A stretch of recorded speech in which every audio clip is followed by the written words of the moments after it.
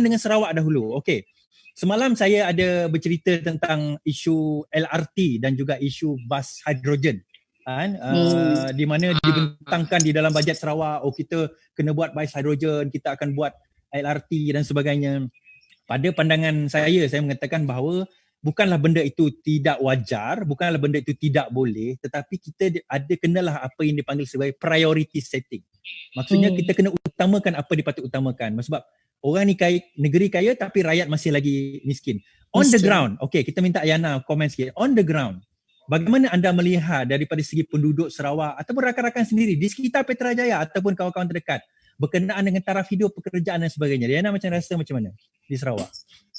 Di Sarawak, kalau isu gaji atau pekerjaan masih lagi satu isu yang tak dapat nak diselesaikan. Sebab banyak lagi kawan-kawan Liana yang ada degree master masih sekarang ni tak dapat nak kerja.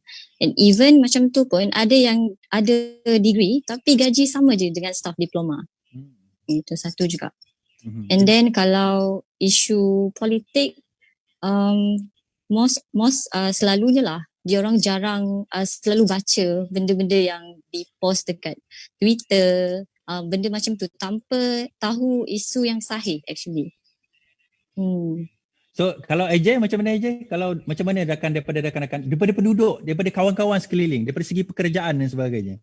What do you think? Adakah ini satu isu yang besar bagi anak Sarawak? Okay, macam isu kalau kita nak bagi kepada dua lah, kita bagi kepada major dengan minor. So yang kita fokus kepada minor dululah.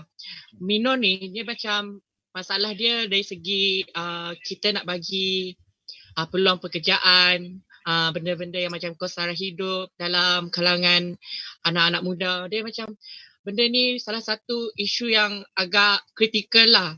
Terutama sekali dekat negeri Sarawak, salah satunya. Macam benda ni salah satu dia macam tak nampak sangat. Benda ni kita ada penekanan, ada iltizam politik yang telus daripada semua pihak.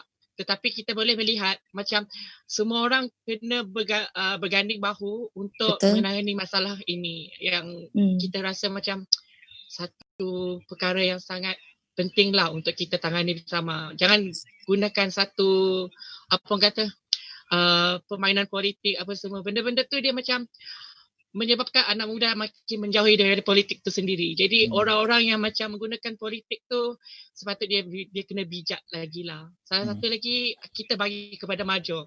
Okey, yang major ni kita melihat salah satu dia macam apa yang nak dibawa oleh gagasan setiap parti tu. Kalau kita lihat macam PAS dan UMNO. Kalau kita lihat dia orang moto kauman, moto bangsa dan agama kan. Yes, kalau untuk GPS dia moto macam kenegerian. Tapi kita lihat macam mana konteks parti tu dia boleh berkembang ataupun tidak. Tapi kita lihat macam mana anak muda sekarang dia bijak menilai. Kita tak kisahlah dia orang nak pilih siapa-siapa, tapi yang satu ni kita macam melihat macam mana kita nak fikir balik. Apakah ideologi, apakah idealisme yang kita rasa benda ni wajar diangkat, wajar dipertahankan, dan saya rasa macam kita nak menekankan prinsip demokrasi, itu sangat semua orang akan tekankan. Raja berperlembagaan semua orang akan tekankan. Tapi kita kena lihat benda-benda yang macam konteks yang lebih mendalam. Contohnya kita melihat kepada isu tempatan, isu rakyat. Yang kita rasa macam kita ketepikan benda tu. Kita rasa macam agak tidak logik lah kita mainkan benda tu sebagai isu perkauman. Benda-benda tu macam, yes, kita politikkan benda tu dia macam menyebabkan anak muda ni makin lama makin menjauhi daripada politik tu sendiri. And then sebab tu dia orang macam rasa macam pelik lah. Bagi saya macam kita ada kekurangan dari segi nak menyampaikan maklumat tu. Tapi dia orang satu juga ada masalah dia orang macam menerima maklumat tu tak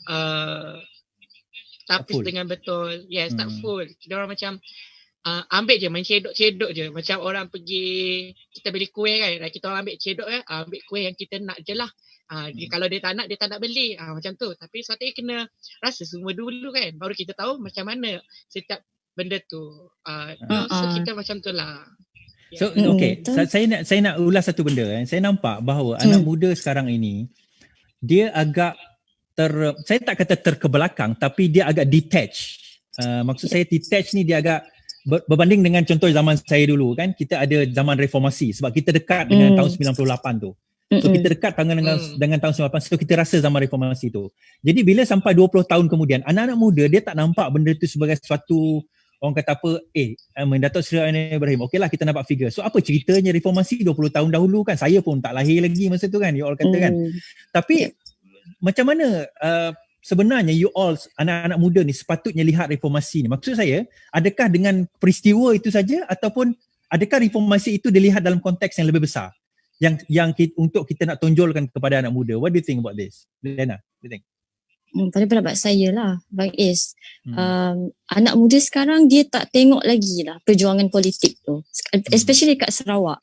Sebab bila kadar unemployment, pengangguran tu dah tinggi, and then banyak lagi isu politik, diorang macam persoalkan apa ideologi ataupun apa tujuan kerajaan tu actually. Dia nak bangunkan negara, okay, that's one thing, tapi dia macam dia macam ignorance, macam tak peduli akan anak-anak muda. Dan sekarang banyak bantuan kan, makin banyak duit yang disuap, so diorang akan jadi tak ambil peduli. Ada bagi duit tu, kerajaan tu bagus lah. And then satu lagi kalau satu lagi terus, and then satu lagi diorang selalu baca benda yang singkat dan ringkas, macam Dana cakap tadi lah.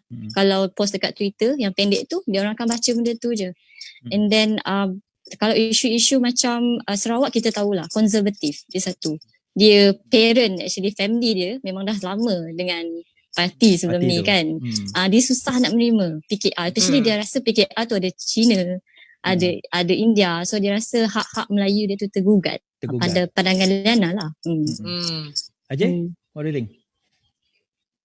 Okay, macam dekat AJ dia macam selalu kita main persepsi lah. Macam kalau untuk orang Melayu kat Sarawak ni, dia orang main persepsi sebenarnya. Untuk kita, kita macam kita lihat macam mana parti ni siapa yang jadi nahkoda dia, siapa yang jadi pengemudi dia.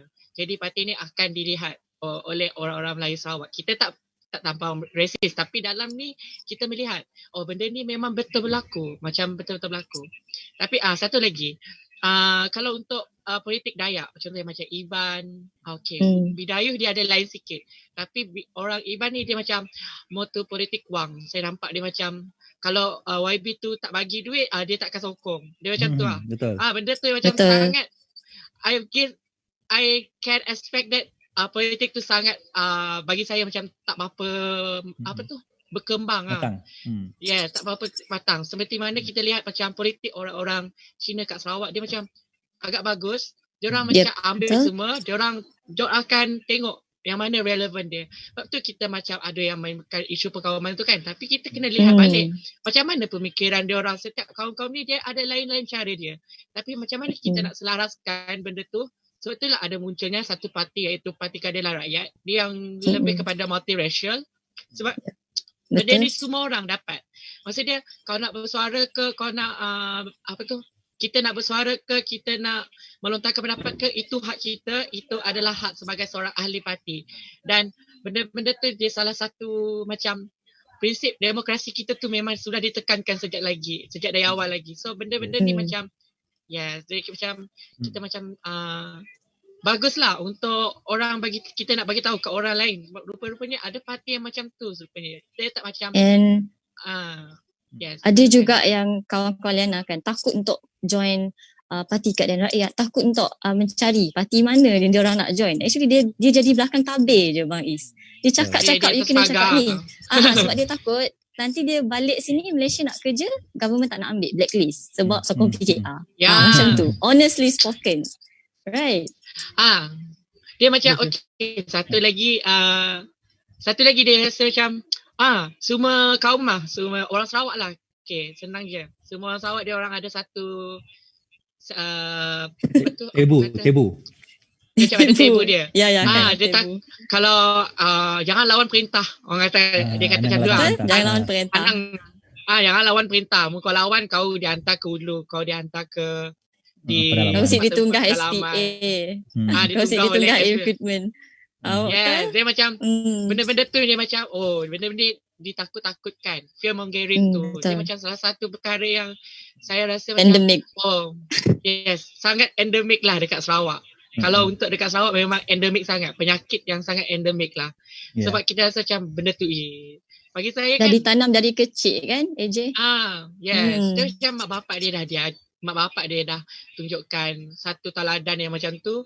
Anak-anak pun dah terekod-ekod, and then diorang pun nak menghasut orang lain. Macam dia ikut family background jugalah.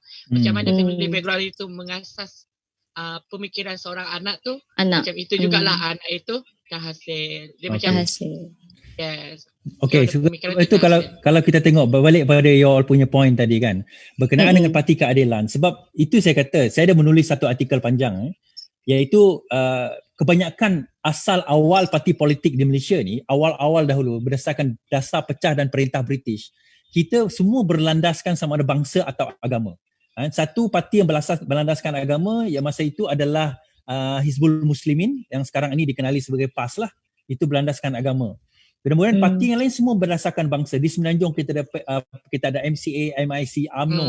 Kemudian di Sarawak kita ada, walaupun PBB dia mendakwa dia multiracial, tetapi kita tahu dia masih lagi berteraskan agama. Dan kita ada PBDS, Parti Bangsa Dayak Sarawak, kita ada Parti Rakyat Sarawak dan sebagainya. Dia walaupun mereka kata mereka parti non-racial, tetapi hakikatnya masih lagi didominasikan oleh bangsa. Namun parti keadilan ni kalau kita tengok, sebab dia bukan memperjuangkan bangsa tu, dia memperjuangkan ideologi. Kalau kita tengok ideologi yang diperjuangkan adalah ideologi reformasi. Macam saya baca satu komen tadi, dia kata, korang sembang ke langit lah, dia kata anak muda kerja pun tak ada. Kan? Saya kata bukan masalah sembang, sebab kita tak sembang ke langit lah, anak muda tak dapat kerja. Itu point saya. Kan? Kita marah politik, kita marah bermain politik, tetapi sebab you all tak terlibat dengan politik lah, you all tak ada kerja. Itu je point dia. Betul. Kita sibuk, kita ada satu perahu, kita marah perahu tu tak bergerak. Kenapa kita tak kayuh perahu tu? Kita pun pelapis kan. Macam satu lagi lah perumpamaan saya selalu pakai, kita mak bapak hantar sekolah, lepas tu anak tak pandai, kau marah kat sekolah tu. Macam apa guna kau marah kat sekolah? Kau satu marah kat anak kau, kenapa anak kau tak pandai kan? Kau tanya dengan cikgu dia, kenapa kau nak marahkan bangunan sekolah tu?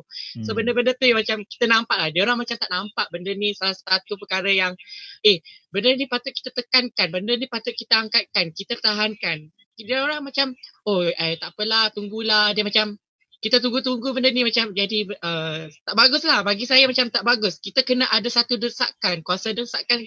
Itulah yang patutnya anak muda sekarang ni dia kena buat. Sebab tu kita especially dekat Sarawak kan. Yes. Dia macam sangat kurang. Sangat kurang. Sebab tu kita macam nampak lah, ada yang nampak berani tapi dia orang macam tak berani nak buat. Dia orang macam berani belakang tabir. Dia orang belakang tabir je. Tapi kita faham lah kenapa dia orang faham macam tu. Tapi cara kita nak sebagai orang-orang yang dah macam saya, memang saya seorang yang sangat outspoken. Saya tak kisah siapa orang tu, saya akan outspoken. Saya cakap kalau benda tu tak betul. Kalau tu benda tu tak betul, saya kena cakap. Kalau benda tu betul, kita pertahankan. Yes, that's the true thing yang kita patut buat. Prinsip lah, benda tu yang paling saya cakap. Kita kena ada prinsip satu. Politik menakut-nakutkan, Liana. Politik menakut-nakutkan. Dia panggil fear mongering, political of intimidation. So political of intimidation ni adalah di mana pemerintah masa itu, terutama mereka yang memerintah berpuluh tahun. Kita kena ingat since 1963 until now, kita tak pernah tukar kerajaan.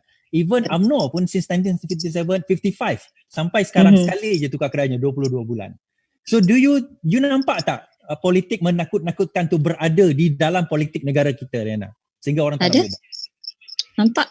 Macam yang Liana cakap tadi, kan? Macam yang AJ cakap juga tadi, dah ditanam dari kecil lah benda tu.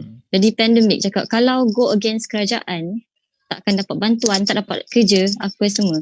Nama akan kena blacklist. And then satu juga lagi, buat politik, dia macam tak ada, media tu tak bebas sangat. So, kebanyakan anak-anak muda susah nak mengetahui apa ideologi satu kerajaan tu actually. Lagipun Liana baru-baru je baca, Liana take some time to baca pasal PKR. Then I know, okay, the ideology is reformasi. That's the thing. It's very straight about reformasi. Betul. Bukan macam tak nak sebutlah kerajaan tu kan. A lot of party, right? apa dia orang perjuangkan. Sekejap Betul. pasal apa, sekejap pasal ekonomi, sekejap pasal nak bagi bantuan apa untuk pendidikan, kesihatan. What's your point actually? So but PKR is reformasi, dia nak reform semua tu so that we can live in a multiracial country. Yes, Menyebut tentang reform tu, which is very interesting. Recently kita berjuang dulu untuk bebas daripada rasuah. Rupanya baru-baru ni dia berjuang bebaskan perasuah. Betul. Betul. Sangat benda tu relative. Saya nak cerita lah 46 kes tak masuk court pun. Dekat case management, kalau you all belajar law nanti, dekat case management tu dah kena buang. Dibebas dan dilepaskan, discharge amounting to acquittal. Jadi bagi saya, I cannot brain bagaimana 46 pertuduhan tu boleh lepas begitu saja dalam keadaan tak ada apa-apa pertuduhan. Sedangkan kes ini masih lagi disiasat dan dikejar di Switzerland sana.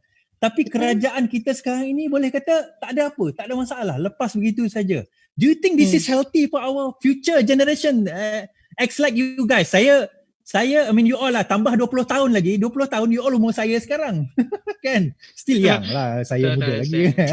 Tapi my point is, adakah ini benda yang kita nak tinggalkan kepada you all dan generasi before you all nanti? I mean, you all. Saya kan? Jay. Okay, macam saya tengok macam benda-benda macam ni, dia macam kita kena tukar lah. Kita kena tukar mindset yang benda-benda macam ni. Dia salah satu macam kalau kita nak rawat penyakit tu lah, macam kita nak cancer, let's say. Kalau kita tak rawat cancer tu dengan lagi peringkat awal, stage 1, stage 2 kan. Kalau dah sampai ke peringkat 4 baru kita nak sedar, oh my god, kenapa ni aku jadi macam ni, aku nak bertaubat lah apa semua. Benda tu dia dah, orang cakap dah kau terlambat dah weh. Kau cakap macam tu dah terlambat dah weh. Kau kira dah nak nunggu ajar lagi. Dia benda tu macam, benda ni kita tak nak berlaku sebenarnya. So kita kena, apa kata, Pepatah Melayu ni sangat bagus lah. Bagi saya macam saya seorang bukan nak cikgu lah, bakal cikgu nanti. Bakal cikgu. Yes, bakal cikgu nanti. Macam, sediakan payung sebelum hujan. Salah satu dia macam perumpamaan Melayu ni, bahasa Melayu ni sangat bagus. Saya macam sangat indah bahasa dia. Orang kata kalau boleh melentur bulu daripada rebungnya. Benda tu yang kita perlu didik mereka supaya mereka tu tak ditakut-takutkan. Kita perlu ada satu iltizam yang sangat penting untuk mempertahankan apakah hak yang mereka patut tahankan, apakah yang benda-benda yang patut kita perjuangkan. Salah satu ni kita kena angkatlah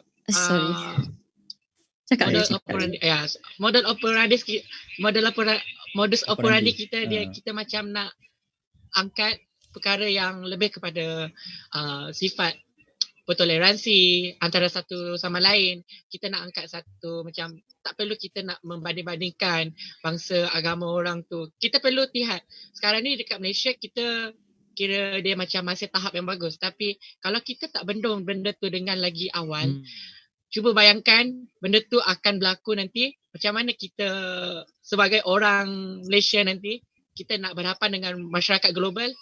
Dulu bagus, kenapa sekarang tak bagus? Rupa-rupanya faktor yang asal dia, kita tak ambil tahu pun benda-benda macam tu. Kita ignorance. The ignorant about politics is very, benda yang sangat takut lah. Bagi saya macam saya paling takut kita ignorant dengan politik ni, perkara yang sangat berbahaya lah. Sebab tu pentingnya kita perlu tahu politik ni, kalau orang tu baik, saya macam ni, politik kalau orang tu baik, baik. Kalau orang tu jahat, yes, memang ada orang jahat. Dia akan ambil kesempatan menggunakan politik untuk jadikan biasalah faham je lah. Politik ni dia neutral, dia bukan baik, bukan jahat. Dia bagaimana kita menggunakan politik tu. Macam pisau lah, pisau tu tak ada kata, kita tak boleh kata pisau tu baik, pisau tu jahat. Kalau guna pisau tu untuk memasak, dia jadi baik. Kalau guna pisau tu untuk membunuh, dia jadi jahat. Itu je. Orang selalu salah sangka.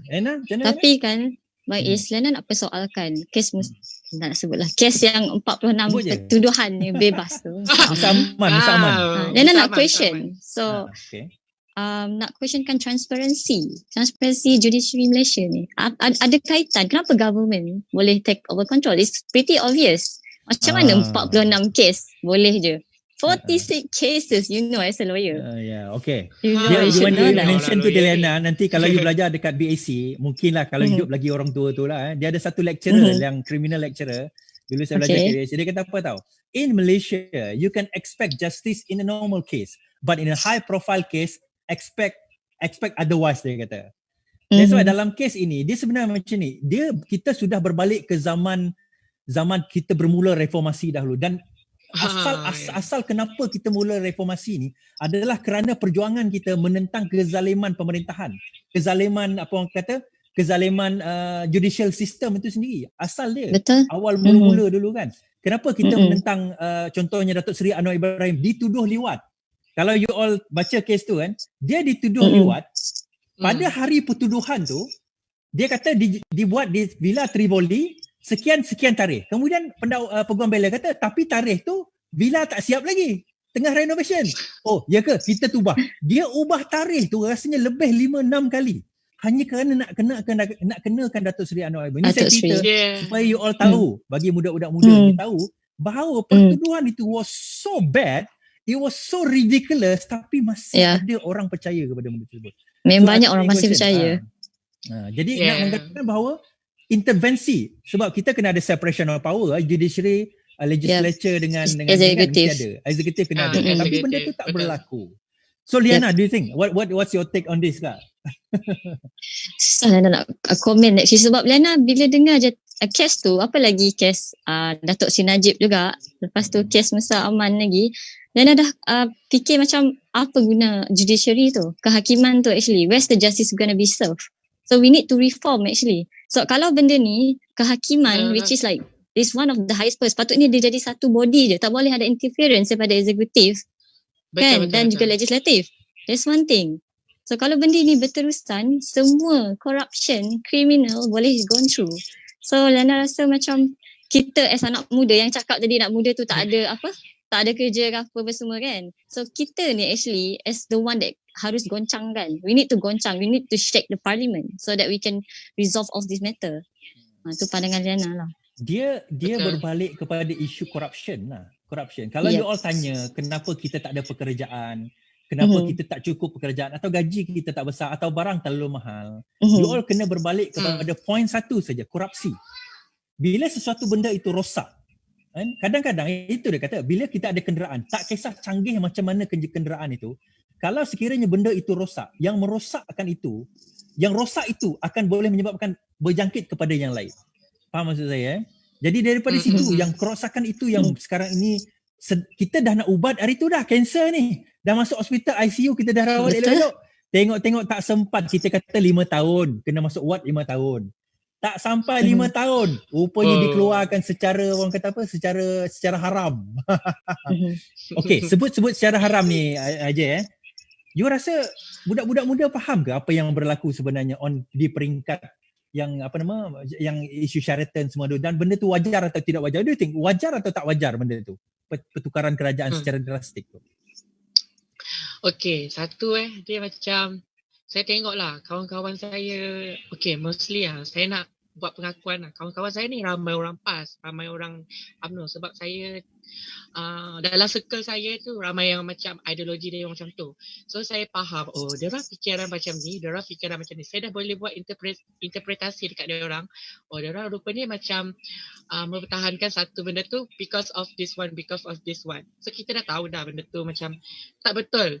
Kita rasa benda tu tak betul. Ada kawan-kawan saya, dia macam menganggap benda tu satu benda yang tukar macam orang tukar kerajaan, macam and then dia nak ambil contoh daripada daripada satu kejadian kes yang pernah berlaku. Rampasan kuasa tu, dia macam benda tu macam normal, benda tu. Bagi saya macam, saya sebagai orang dekat situ, saya rasa macam benda ni sangat bahaya lah macam benda ni sangat bahaya. Sebab kalau contoh berlaku, okay, kita macam ni contohlah, kita ada isteri. So isteri kau diambil oleh kawan kau. Kau nak ke kawan kau kianat kau macam tu? Nak boleh kan? Aku macam kau kianat aku bodoh. Sorry. Marahnya aku macam sampai saya macam dah emosi sangat benda ni, macam kadang-kadang kita macam dia tak nampak konteks politik tu, sebab dia macam politik lah benda tu dia takut gila. Sebenarnya dia macam tak nak ambil tahulah, tak nak apa semua. Tapi bila kita sentuh pasal isu-isu yang macam dekat dengan dia orang, kita bagi contoh, kita bagi application dekat dia orang. Contoh aku, isteri kau kena rampas dengan orang, lepas tu kau ada orang yang rampas tu kawan kau sendiri. Macam mana perasaan kau? Macam itulah juga yang berlaku sekarang. Benda tu yang kita rasa macam it's not a good thing. Benda tu tak normal bagi saya. Macam sangat tak normal. Wak Ima pun kau macam, parti tu yes, you know macam Islam. Benda tu Islam tu macam bagi saya macam kalau Islam pun tapi kau nak menggunakan cara yang tak betul, Islam tak anggap benda tu salah satu yang tak benda tu yang baik. Benda tu tak dibenarkan. Kalau kau belajar Islam pun dalam hukum fiqh ke apa ke, semua tu memang tak dibenarkan. Benda tu macam satu yang tak normal dalam moral masyarakat. Bagi saya lah. So, macam tak wajar bagi saya. Lena, daripada segi anak muda, terutama di kalangan your age lah, di kalangan circle you lah, sebab kita kena faham Aja ni lagi muda daripada Yana ni. Di kalangan your circle, penerimaan diorang tentang pengkhianatan ini, apa yang dia rasa? Adakah benda ni biasa saja atau sekarang ni je, atau dia rasa macam marah ke, macam mana do you think in your circle? Dia tahu, they know, they get angry, they piss off, tapi sebab the current prime minister banyak bagi bantuan, so what's the problem? It's better than the previous government yang tak ada bagi apa-apa kan. Dia dah cakap. Satu lagi dia macam downright attack. Dia macam try guna Tun punya cara, dan last time dia ingat itu semua ideologi Tun actually. Dia ingat Tun yang rancang semua tu. Tapi yang satu lagi, macam mana dia boleh jadi prime minister while he don't even get enough majority? That's one thing also. And then diorang macam ignorance lah actually. Sangat ignorance sebab duit is all about money. They need help because the salary sangat rendah dekat Sarawak, sangat rendah kalau compare dekat Semenanjung. Kita masih ada lagi 1,000. How we gonna survive with that? Dan kos kita pun masih sama tinggi juga sebenarnya. Kalau diikutkan tak adalah kita terlalu murah di Sarawak ni pun. Kita tahu kan. Betul. McDonald dekat rumah Liana tu sama harga dengan McDonald kat KL. Betul. Tak ada beza. Betul. Tak ada murah sampai RM2 kan. No, my point is this. Kita berbalik kepada isu sekarang ni, pengkhianatan ini. Kenapa kita asyik bawa isu pengkhianatan ini? Dia sebenarnya macam ni tau. Bila kita bercakap tentang mandat, bila kita bagi cakap tentang amanah, bila saya kata kepada you all, saya bagi you satu task, you kena buat dalam masa 5 tahun. You hanya buat dalam masa 22 bulan, kemudian saya kata you tak berjaya. Adakah itu fair? Itu satu yang tidak fair. Tak adil, betul tak? Kemudian, kedua, kita kena faham, investor masuk ke dalam negara ini, pelabur masuk ke dalam negara ini, hanya dia akan masuk apabila ada kestabilan politik. Kestabilan politik itu adalah faktor yang paling utama. Now, kalau dia sekarang ini 22 bulan dia boleh rampas, kita pula nak rampas balik dan dia pun nak rampas balik. Sampai bila benda ni nak habis? Akhirnya, yang merana kita ni sebagai rakyat ni. Jadi kita merana sebagai rakyat ni. Now, dalam keadaan situasi sekarang, do you think, in your opinion, kita boleh berbeza pendapat. Do you think, you rasa patut kita ambil balik ataupun kita tunggu PR15? You rasa? Ambil balik. Kenapa? We need to start now. Okay, sebab kenapa? apa boleh jadi? Politik satu yang kita tak dapat expect, tak dapat jangka. So kalau kita nak tunggu masa tu, apa-apa boleh jadi. Kita kena mula sekarang. Kena start sekarang. Macam mana dia boleh replace, ambil je jawatan Perdana Menteri tu, we do the same thing. Kita kena gerak terus. Dia dah plan dah dari awal kan. Tapi dia kata kalau you rampas, apa beza you dengan Muhyiddin? Dia punya argument macam tu. So you kata nak kata macam mana? Apa beza dengan Muhyiddin? Untuk orang yang baca tu. Untuk orang yang baca tu. Argument. Okay.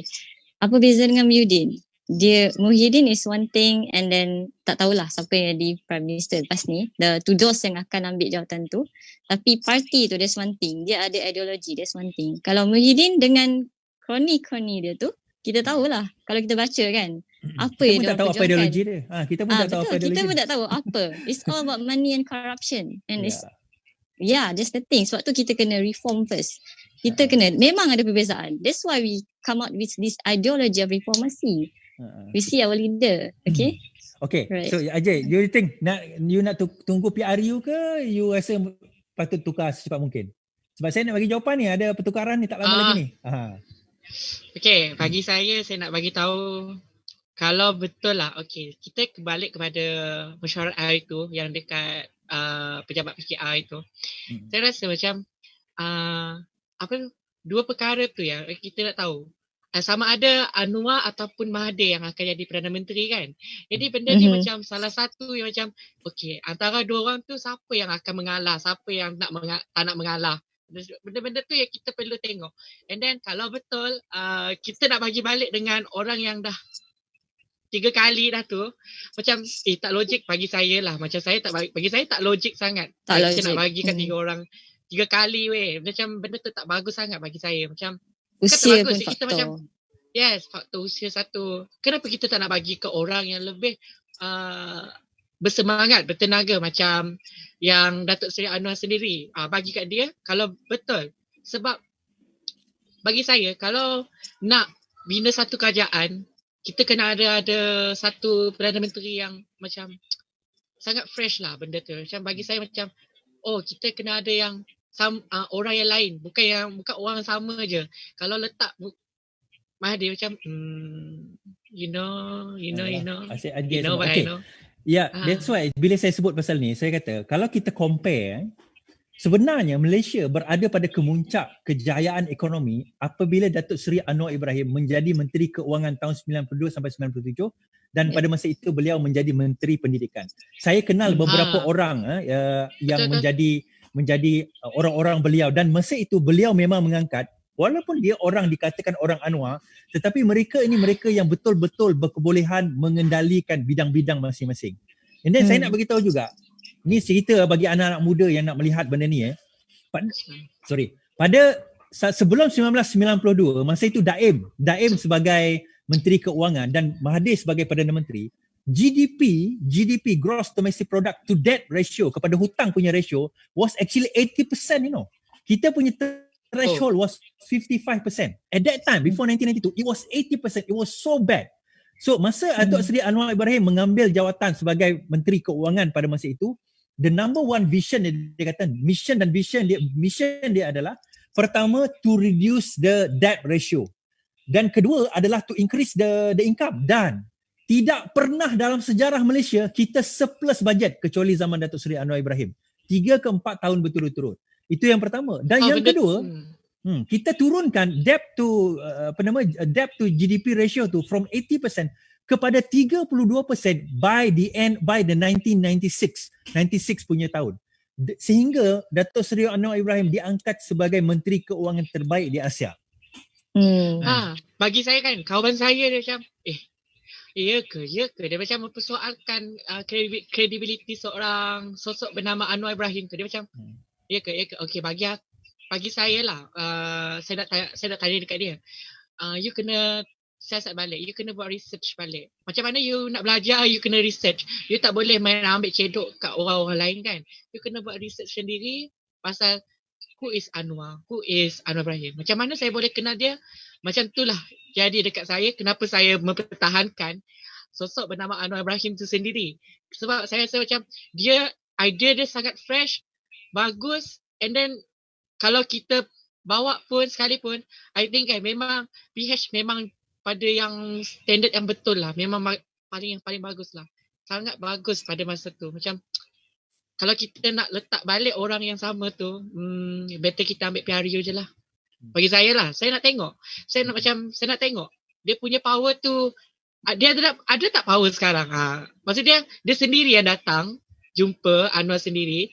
Anwar tak minta nak jadi siapa-siapa. Dia cakap, okay, aku sekarang ni okay je. Tapi kalau nak tunggu PRU, kita orang memang dah bersedia untuk PRU. So we start now, tapi kita attack on PRU. That's the thing. Yes. Benda tu dia macam PH memang sudah bersedia. Tapi so you bagaimana think pula you nak tunggu PRU ke you nak tukar kerajaan sekarang? Which one do you prefer? Macam saya ada dua kata. Kalau Anwar jadi PM, kalau berlaku pertukaran kerajaan ni jadi PM, okey, kita percaya dengan dia punya sosok sebagai seorang yang pernah menjadi Menteri Kewangan terbaik di dunia, and then seluruh dunia akan tahu Anwar jadi PM, kita kena support dia. So benda tu macam yang berlaku dekat apa orang cakap ada pemimpin yang dekat Malaysia, dekat dunia Islam tu. Recep Tayyip Erdogan dekat Turki. Recep Tayyip Erdogan. Even Recep Tayyip Erdogan tu, dia tengah menunggu si Anwar tu menjadi Perdana Menteri juga. Menteri. Yes. Kalau dia jadi, I don't know lah, macam memang Malaysia sangat bagus lah pada masa tu. Yes. Kita boleh lihat zaman tu. Tapi kalau benda tu tak jadi, better kita tak payah teruskan lah. Benda yang macam kita nak ambil benda yang lama. Buat apa? Better kita move on to the next PRU. Tapi padalah orang kata macam COVID lah apa semua. Kau tanyalah dengan UMNO, dengan PAS sendiri pun. Dia orang pun nak PRU jugalah. So election tu jugalah bagi kita orang. Kita tahulah benda-benda tu. Balik kepada isu Melayu kita ni lah. Baik kepada isu orang Melayu. Kita ni semua orang Melayu lah kan. Kadang kita ni campur-campur, itu biasalah. Balik kepada isu kita Melayu ni. Di Petra Jaya, the last election, Petra Jaya, Fadilah, YB Fadilah, dia menang 70% of majority tau. Maksudnya, daripada dia dapat undian 70% berbanding dengan Dr. Iwan dapat 30%. Maksudnya dia punya margin itu was so huge. Dan itu salah satu, dan bukan setakat di Petra Jaya, we're talking about di Lundu, di kawasan-kawasan Melayu Melanau ni, kita pembangkang ni tak berjaya mengurusi. Apa you rasa the major factor di Sarawak, bukan Sarawak sajalah tapi di seluruh Malaysia, saya ada jawapan dia tapi saya nak dengar you all punya pendapat. The major factor kenapa kita tidak dapat menguasai negeri-negeri kawasan-kawasan ini? What do you think, Nana? Racism, religion, two things. Rasis, bangsa, and then agama. Ni satu juga. Pada pandangan Lena lah. You rasa benda tu kenapa? Is it terlalu mudah ataupun macam why do you think benda tu yang menjadi faktor? Menjadi faktor sebab kalau nak cakap Melayu of course dia nak Melayu menang. Yang satu lagi ada juga puak dia tak nak Melayu Semenanjung masuk. Yang satu juga bagi dia PKR ni Semenanjung. Kalau masuk sini, UMNO masuk sini juga. Satu juga dia orang tak nak UMNO masuk sini. Satu juga. And then lepas tu kalau PAS is too Islamic for them. So macam mana kita nak sokong PAS kat sini? Takkan Bidayuh Iban Melanau nak sokong PAS yang bukan Muslim tu kan? Dia satu juga. Dia orang takut sentimen religion tu ada. Dia main benda religion tu. And then the other thing is like back to basic juga. Benda yang dah ditanam dari kecil. Kerjaan tu dah ada, biarlah dia orang buat kerja dia orang. As long as you get the money, the country is safe, that's it. Dan dia orang pernah cakap kita tak teruk macam Semenanjung. Itu bagi dia orang. Sebab isu ni tak dibahaskan sangat. You rasa kita tak teruk macam Semenanjung ke? Tak teruk daripada segi apa? Sarawak ni banyak sangat sembunyi. Dia cakap macam mana ada korupsi, mana ada macam dekat Semenanjung terlalu banyak kan. Semua kita sini okey je. Tapi kalau nak tengok macam mana isu dekat tanah-tanah kena rampas, tanah NCR kena rampas tu rasa dia orang tak fikir. Dan susah nak komen untuk macam anak-anak muda sebab semua orang ada cara dia masing-masing. Tapi kebanyakannya dia orang macam tak, very ignorance. Kisah pun. As long as duit ada, tu. That's it. And then about the party, kenapa tak boleh menang? That's the same thing. Back to basic. Melayu sama Melayu, BN. Okay, dah tak sebut dulu BN lah kan? Right. Dulu BN, now GPS, right? Okay, it's all about siapa yang dekat. Siapa yang hold the position tu. Tu juga satu faktor juga. Kalau dia tengok orang tu dia tak suka and then dia tak nak sokong. It's one thing jugalah. Saya protest vote lah. Macam berlaku kat Selangor, protest vote yang banyak berlaku. Yep, betul. Protest vote. Betul. Ajay, what do you think is the major reason? Kenapa? Apa major reason yang menyebabkan you rasa Melayu kita ni tak berubah? Bukan Melayu je lah. Melayu Muslim dan majoriti kawasan Iban pun masih lagi tak berubah. What do you think? Apa major factor dia? Macam saya cakap lah. Yang pertama sekali dia orang mainkan persepsi. Orang Melayu Sarawak ni suka mainkan persepsi. Dia akan macam cakap lah tak nak lah PKR tu parti daripada Melaya. Persepsi. Dia set persepsi. Benda-benda macam tu macam kita nak orang kita sendiri je yang perintah. Sedangkan orang yang jadi calon tu orang yang sama dekat kawasan tu juga. Maksudnya macam tapi dia cuma nak parti tu je. Parti tu je yang dia katakan parti tu daripada parti Melaya. Tapi to be honest, kau nak berdaftarkan parti tu semua dekat Melaya. Masalah dia. Betul. Kau daftar semua tu macam mana kau nak cakap kau nak parti daripada Melayu. Aku tak nak parti daripada Melayu. Sedangkan parti DPS tu, PBB tu, diorang kena daftar juga dekat Melayu tu, dekat federal. So benda tu macam, apa yang korang fikir ni? Tak nonsense ni. Macam, mana kebat korang tak nampak sangat. Patutlah lah. Kita macam, kalau aku cikgu ni. Tak boleh berubah. Aku kena fikir bang. Itu daripada macam itu daripada eksternal. Tapi you rasa internal? Saya rasa saya nampak daripada internal dan eksternal. Tapi itu eksternalnya. Maksudnya orang luar, racism dan sebagainya yang parti lawan buat. Tetapi bagaimana pula internalnya macam mana? You rasa? Government Sarawak sendirilah. internal. That's the major factor. Not Sarawakian, but the parti itu sendiri. Parti pembangkang itu sendiri. Parti. Saya nampak macam Cik ni. cakap ke? Cakap sila. Teruskan. Tak, masuk Abang Is tadi internal factor, right? Buat the Internal party factor. kan? Internal dia tu. You boleh komen, boleh criticize parti. Kalau dari gitu sah. Okay, saya ceritalah.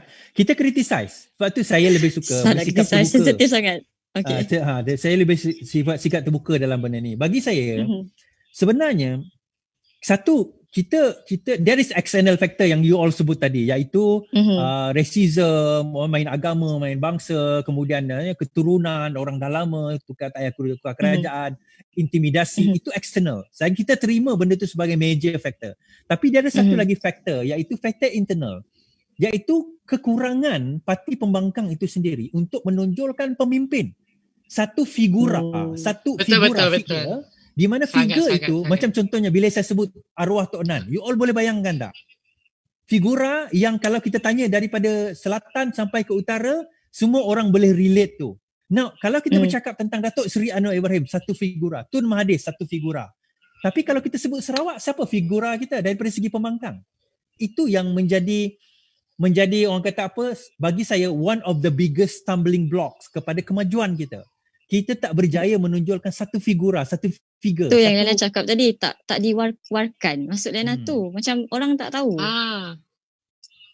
Satu lagi, dia orang macam dia orang pilih kawan dia orang sendiri. Dia macam, aku pilih ni sebab aku nak nampak aku bertanding lah dekat situ. Tapi dia orang pilih kawan-kawan dia orang sendiri. Dia orang tak pilih orang tu memang betul-betul ada potensi dekat situ. Kenapa kau tak angkat? Kenapa kau tak macam benda tu dia macam yes, nampak kalau lah. Kat Sarawak kan, kalau kat Sarawak ni PKR sangat lemah lah. Itu komen Lena. Sangat lemah. Kenapa? Mana anak muda? Tak ada langsung.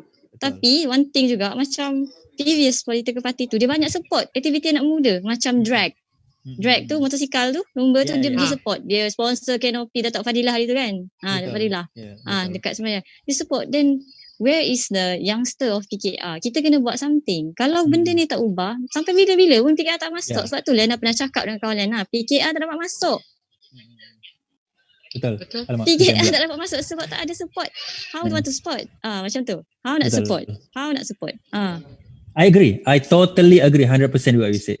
Sebab tu saya kata dalam kita berseronok mengkritik orang luar, kita kena juga sentiasa melihat diri kita sendiri. Because the moment kita tak boleh terima kritikan, the moment bila kita mengkritik, orang mengkritik kita rasa macam kita kena buang, kena halang orang itu, saat itulah kita akan menghadapi masalah yang amat besar.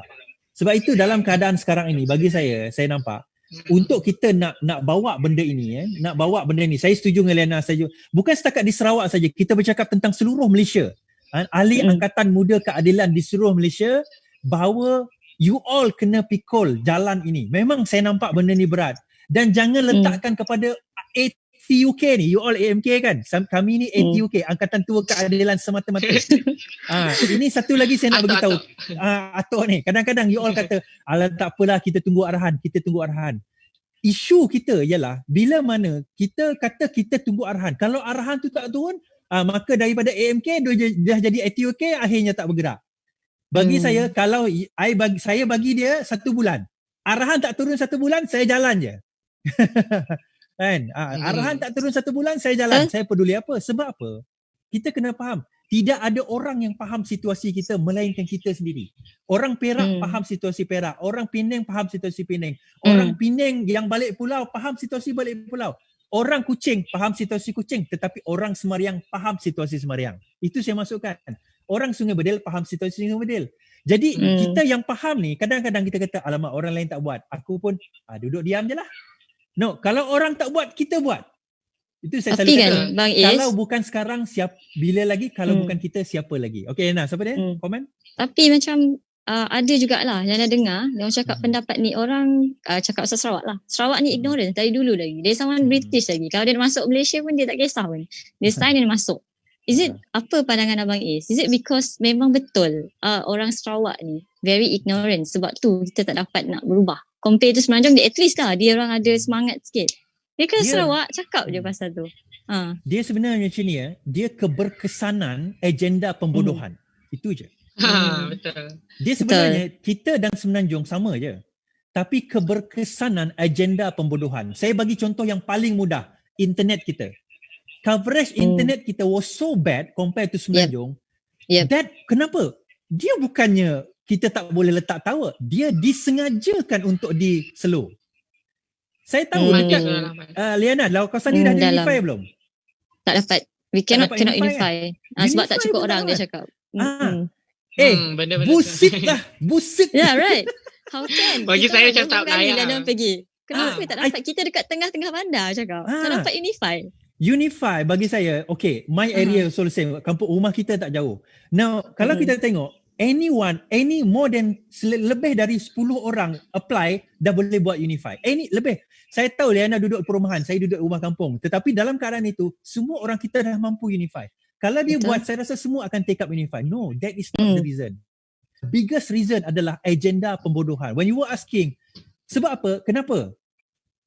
Number one, kita ni terlalu jauh. That's why maklumat tu tak sampai. Kedua, bila maklumat itu sampai maklumat kita tu dalam keadaan filtered.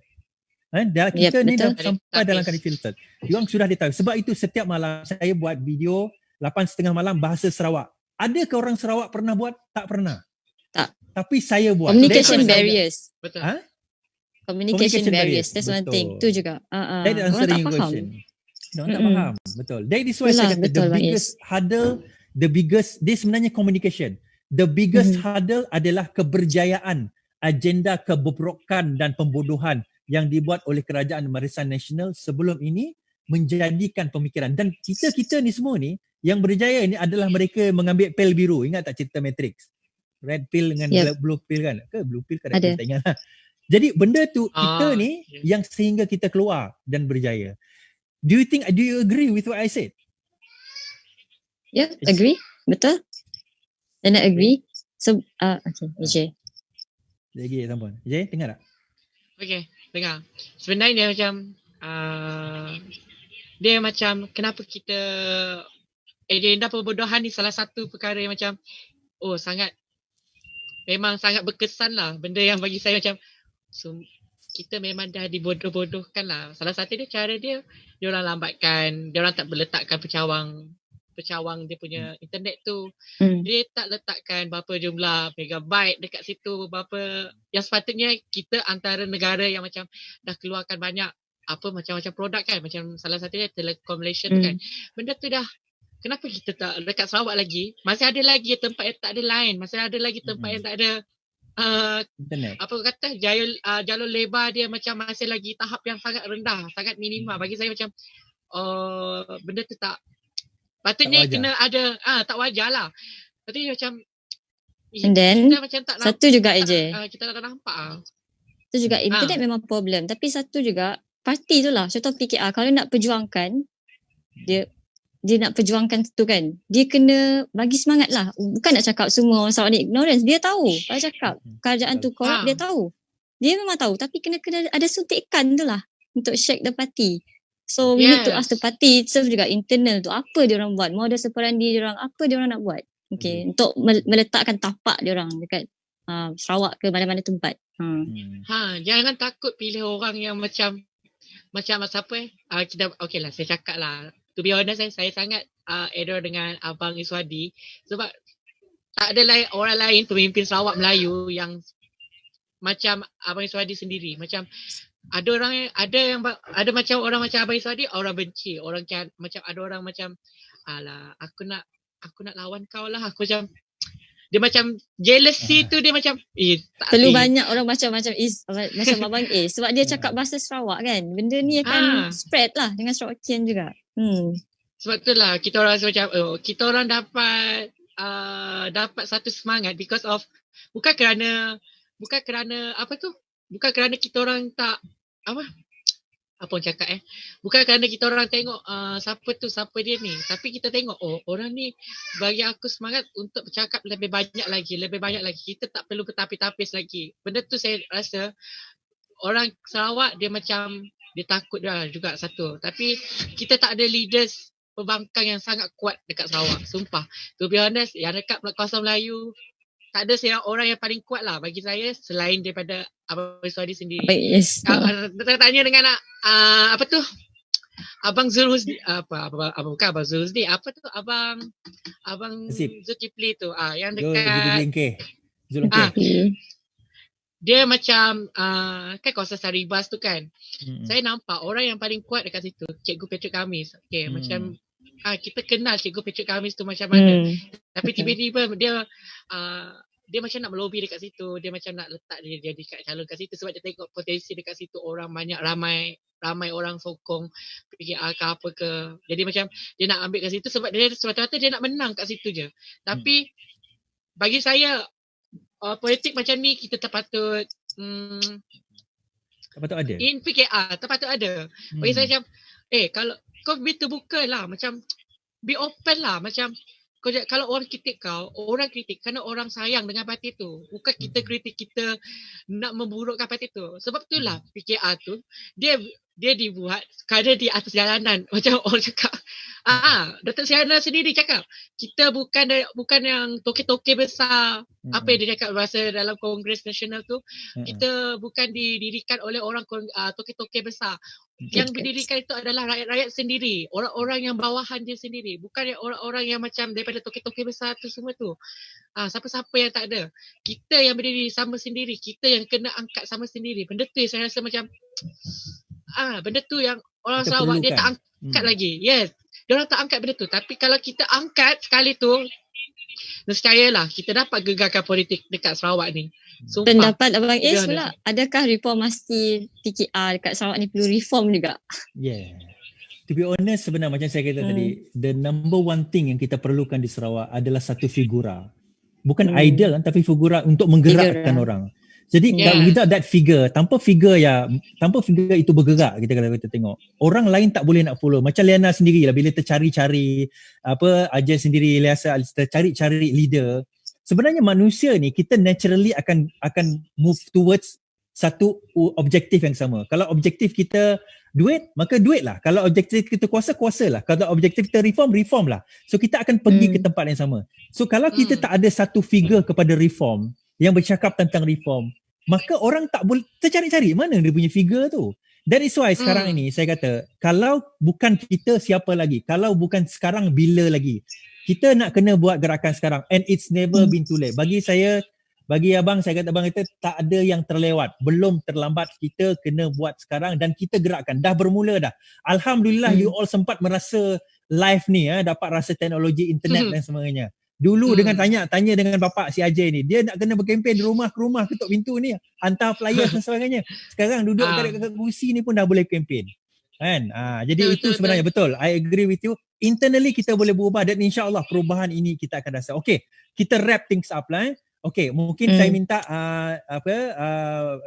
Ajay untuk rumuskan apa perbincangan kita hari ini, apa pesanan kepada anak muda dan juga apa yang kita boleh aspirasi dan harapan kita kepada mungkin parti, mungkin negara. Silakan Ajay. Harapan saya saya macam kalau nak merumuskan benda ni, saya lebih suka letak apa kita punya berbalik kepada agenda kita. Kita nak merakyatkan rakyat. Kita nak mengangkatkan agenda reformasi tu. Orang tak faham apa reformasi benda tu kan. Tapi dia kena tahu reformasi tu daripada perkataan, kalau dalam Islam, dalam bahasa Arab tu islah sebenarnya. Dia nak memperbaiki. Benda tu kita nampak macam kita kurang sangat.